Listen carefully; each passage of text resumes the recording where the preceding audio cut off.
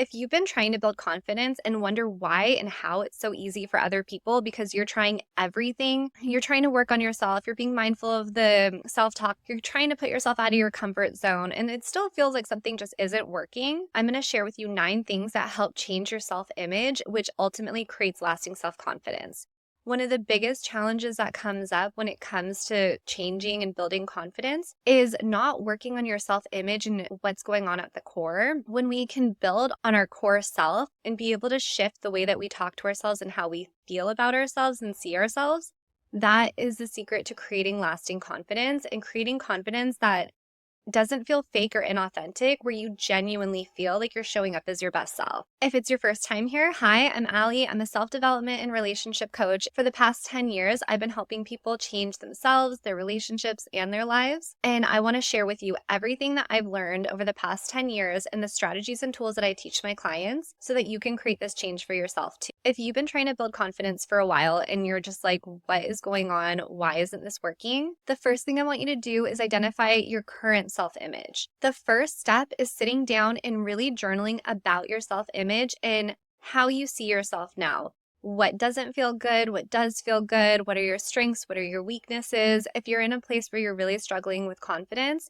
it might be hard to think of any strengths, but I want you to challenge yourself to at least come up with a few. And beyond this, I want you to think about your worth. What do you believe that you deserve in life, in relationships, in work, in finances? When we can get really clear on the icky parts that don't feel so good and what might be holding you back, this is necessary because we need to have awareness of this when it comes up so that we can shift it instead of leaning into that. A lot of times I'll see this in relationships. So if somebody really struggles with confidence and struggles with self-worth, they might start settling for relationships with people who don't actually show up for them, or they focus more on their feelings for the other person instead of what the other person's doing for them. And that can look like, accepting someone who's not showing up fully, accepting someone who's not committing to you. Being in a one-sided relationship or one where your needs aren't getting met, or you might not even feel comfortable owning your needs because you prioritize the other person's needs over your own. And all of those just feed back into that loop and that cycle of having low self-worth or low self-confidence. So we want to be able to notice reoccurring cycles and patterns, either in your behaviors, your thoughts, what you're accepting in life, so that when that comes up, we can have that awareness of like, oh, I'm leaning into a relationship where someone's not showing up for me, where they don't call me on a regular basis, where they don't prioritize me or tell me what I mean to them and how special I am to them. We want to be able to identify those things so that we no longer settle for past cycles and things that don't align with our highest, most confident self. If you want a little bit more support and guidance, especially over the first week with getting started on what to focus on, where you should put your energy, some journaling prompts that could be helpful, I made a free downloadable PDF that goes over the first 7 days. It's a 7-day challenge to starting to shift your internal self-image and self-concept. I have it down in the description, so I highly recommend checking this out. And it has different journaling prompts to focus on each day for your first week to really help get you started so that you can do a deeper dive into some of the things that we're going to talk about today. Once we have a clear foundation on your self-image and where you are now, we want to start to challenge and reframe some of the beliefs that you have and the ones that aren't working for you, the ones that hold you back from setting those standards and limits that you want to be setting. Start to ask yourself questions like, is this belief objectively true? So let's say if we go back to the relationship example where someone might be settling for less or accepting a person who's not committing to them. A core belief underneath that could be something like, if I ask for what I want, this person's going to run away, because ultimately the belief at the core is that you don't think you're worthy of someone to show up for you, or your needs don't matter as much as the other person's. And this couldn't be further from the truth. We want to see what negative self-talk is coming up and be able to challenge that. Some of the themes that I've seen a lot over the years are things like not feeling worthy enough, not believing that their voice matters, worrying that if they speak up, it's going to scare off another person, thinking they're not pretty enough, they're not smart enough, they're not good enough. All of these things are learned behaviors. They're not truth. The things that hold you back in life are all of these misconceptions that we have that can come from past experiences. And a lot of times they come from our childhood, from a parent criticizing or putting a stamp, from teachers who aren't supportive, from friends or peers, or just, kids when they're growing up not being nice. We want to start to explore where the foundation of this is, where the start of these beliefs came from, so that we can debunk them and start to move forward from them so that they no longer shape and influence how you show up in the world and what you believe about yourself. So a lot of times too, I'll see people want to go really surface level with this, like, I'm not pretty. We want to go deeper than that and tap more into the core, shaping who you are at the core and the beliefs that you hold that really like touch that sensitive spot. That's going to be the difference between creating confidence that lasts and just creating surface level, temporary, inflated confidence for like a moment here and there, but it doesn't actually change those beliefs. So instead of being surface level, like, I'm not pretty, yes, I'm pretty, let's do something like, I don't believe that I'm worthy of people showing up for me because other people's needs matter more than my own. Okay, so let's challenge that. The more you can show up for yourself is the easier it's going to be to set the bar for other people and how they show up for you. Because then I would say take it a step further and ask yourself, how do you not show up for yourself in your life? Is that when you need time to yourself after work, but a friend calls you, you show up for your friend instead of taking care of yourself and your needs? Is it showing up for a partner or not being open and honest about what it is that you like or dislike because you're afraid that if you speak up, they're not going to like what you have to say? Those little moments that you don't honor yourself and your needs makes it a lot easier to not set that bar and standard in relationships because you're already giving yourself the message that you don't matter as much as the other person. Once you are at a place where you really identify the core parts that need to be shifted and changed, then you can start to go into like, well, how can I tangibly change this? So how can I be more mindful and intentional of my needs throughout the week and start to show up for myself so that then I can expect other people to show up for me the same way? As soon as you start doing this, this goes into the third step of starting to shift that self-concept. And what I mean by this is defining who you want to be. So if we have a clear idea of where you are now, and it's maybe somebody who's not confident, who doesn't prioritize their own needs, who doubts themselves, who people pleases, we want to shift that self-concept into somebody who is confident, who prioritizes themselves and their needs, who doesn't feel guilty about doing it, and who feels really good about knowing what they deserve and not settling for less. If you think about the shifts for yourself that you want to see, how does this version of you show up for yourself? How do you show up and we can even break it down to like more specific roles. Like, how do you show up at work? How do you show up with family? How do you show up for your friends?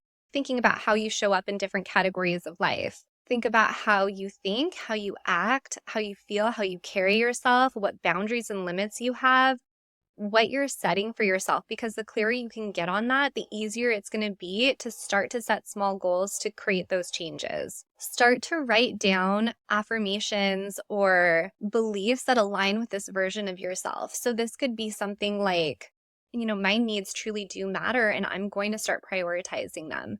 That could be an affirmation. You can say that my needs matter. I'm going to prioritize them. And then the challenge is going to be not just saying it, but taking action on it. That way, when you have a day that feels incredibly draining, you're really tired, and let's say you don't want to show up for another person and somebody is asking for something, that's the time when you can say, I'm not available. Don't respond until you have the energy to, or say, I can help you with this tomorrow, but right now I need to focus on me. Being able to say those boundaries and limits without overly explaining yourself or justifying it is going to build more of that confidence because you're shifting your internal concept of what you think you deserve and how you're showing up for yourself. And this leads into the fourth part, which is shifting the internal dialogue that you have and how you're speaking to yourself. Check in with how you talk to yourself. Would you talk to a friend this way, a family member this way, a coworker?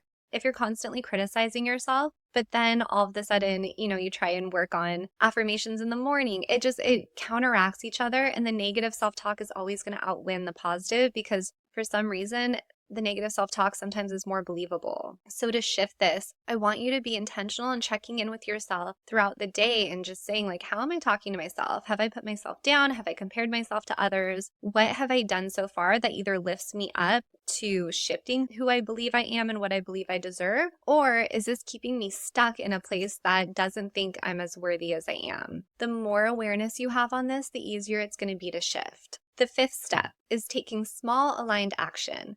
The biggest mistake I see people make is they try to do a life overhaul and change everything at once. But all that does is leave them in a place where like they have an initial burst of motivation and energy, but it's not sustainable over time. So they just fall back into the same trap that they've been in and then start to believe that change isn't possible.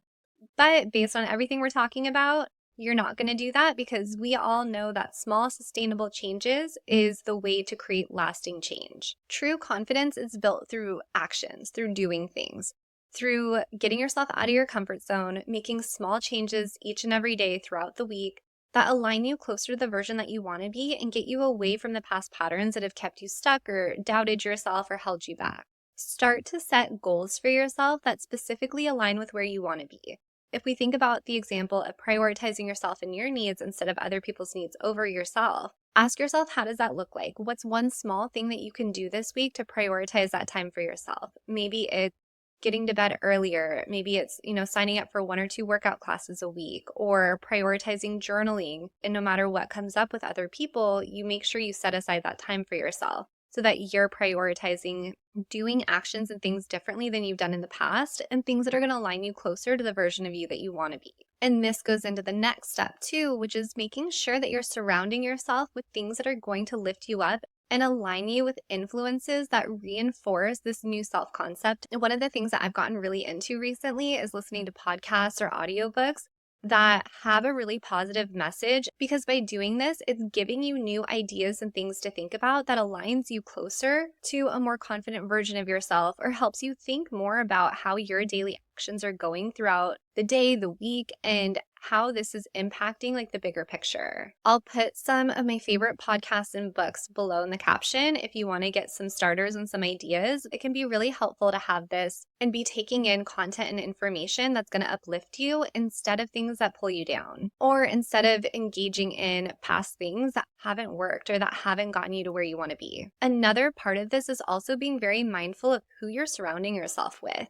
Do the people in your life lift you up and say positive things, or are they complaining a lot? Are they bringing you down? Check in with yourself and ask yourself after conversations with people, how do you feel?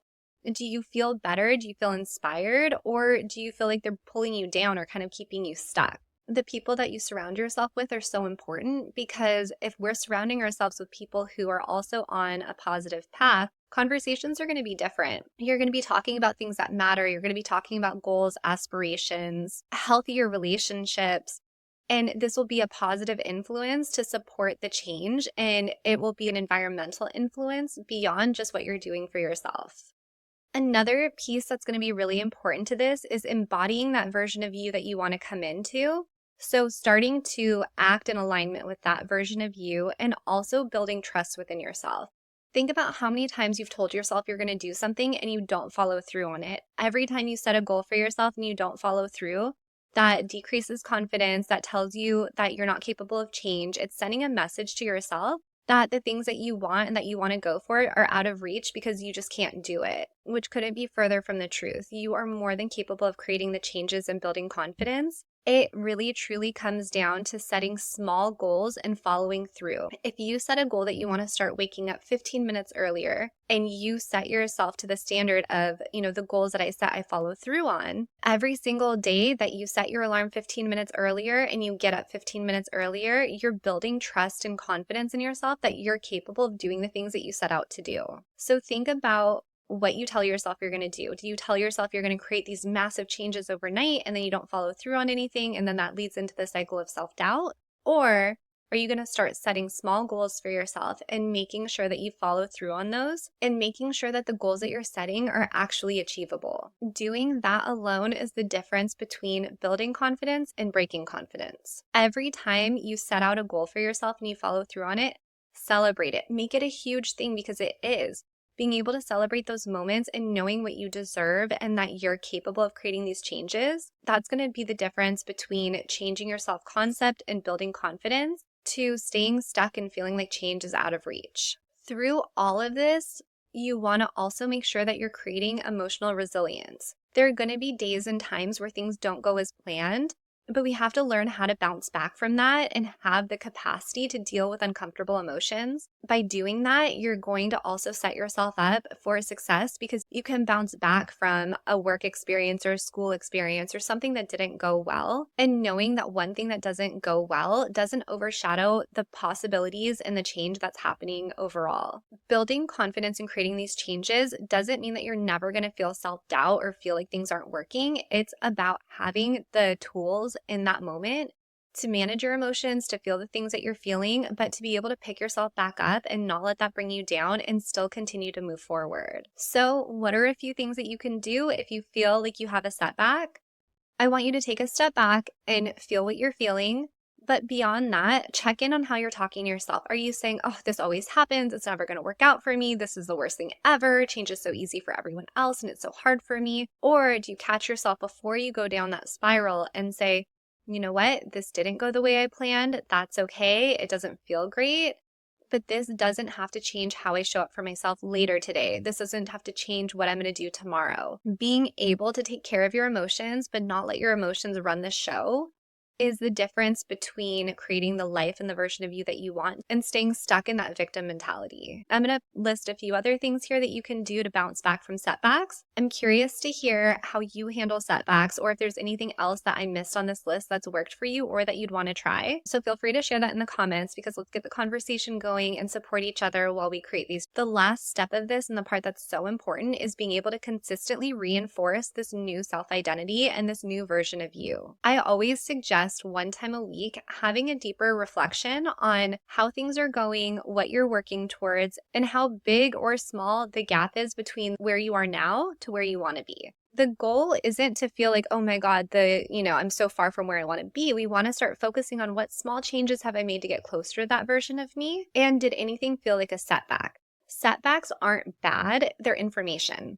If something didn't go well, or if you feel like you backslid, we want to know what happened and what shifted that week so that we can put things in place to better manage that next time. Change is a never-ending cycle. Throughout life, you're going to hit different peaks and valleys. There are going to be times that you feel like you're so much more in alignment with the version of you that you want to be. And then there's going to be times where you feel like you've outgrown that. So this is a strategy and a tool that's going to help you throughout every different phase and season of life, because change is constantly evolving. It's the one thing that we know for sure is going to keep happening, is that nothing stays the same forever. So as you're growing and evolving, your self-image and your self-concept is going to continue to evolve. The confident version of you today is going to look so much different than the confident version of you a year from now. So taking that time to sit and reflect on how you feel like you're showing up for yourself, what shifts and changes you want to make, and getting more comfortable with being able to intuitively connect with that is going to be so important and so important to creating the changes that you want. If you found this video helpful and you want to continue to work on how you can create those internal changes to really create the external change that you want to see in your life, I made another video here that does a deep dive on that really breaks down some of the common mistakes that people make and the steps that you need to take to change that. So I really recommend that you check this out next. And if you're new here and you like what you've seen, I put out a video each week, so make sure to hit the subscribe button because I would love to see you in my next video.